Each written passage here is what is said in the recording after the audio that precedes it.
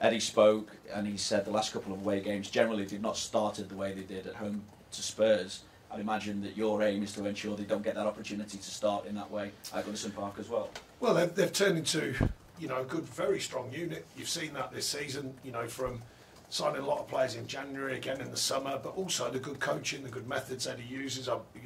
You're always respected Eddie and what he's done and what he's continuing to do. So we know they're a good outfit, and that's been seen not only by what your perception is, but the league table and some of their performances. And if he suggests that they haven't started as well, then that's something for them to worry about. We know we've got to start well in every game, and a lot so far since I've been here we have done.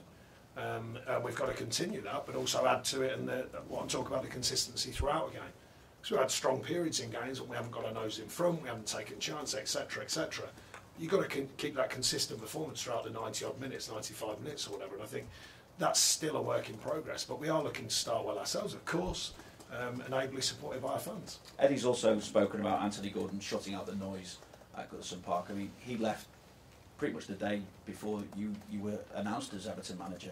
But you've been able to glean exactly what went on. What reaction do you expect to Anthony Gordon? And do you also have to try and ensure that your players don't get caught up in any kind of noise around that as well? I don't see why they get caught up in any noise about it. I certainly am not. It was before my time here, so I don't really know too much about what's happened in the past because we're trying to build a future. So, that player left, other players get a chance because of that player leaving, etc., etc.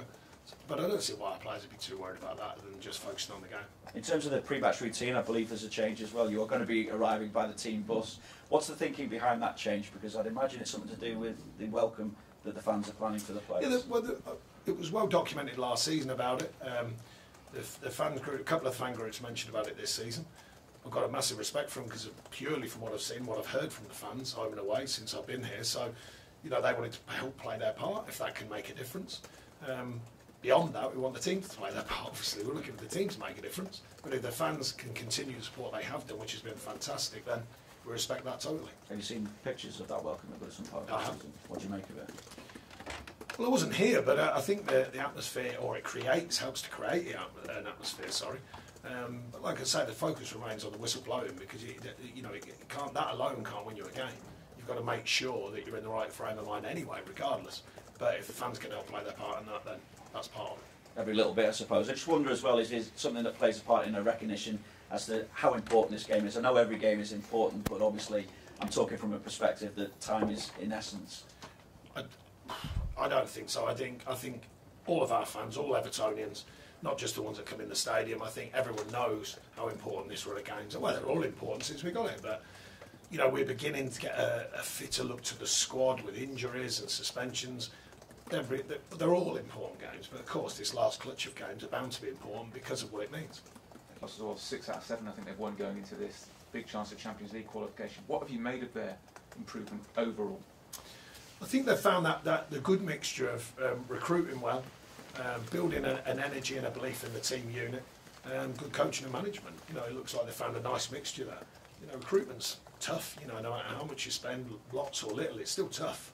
They've invested a lot of money, but they've been quite obviously been coached well. They've got a good feel about it, and they've kind of brought a good feel to what they're trying to do. And then they've definitely changed the rhetoric. They've changed the story. Because we all know the noise at Newcastle was not positive for a long, long time, and that's partly what we're trying to do here. We've got to keep changing the perception of what's going on and keep changing the thought of it.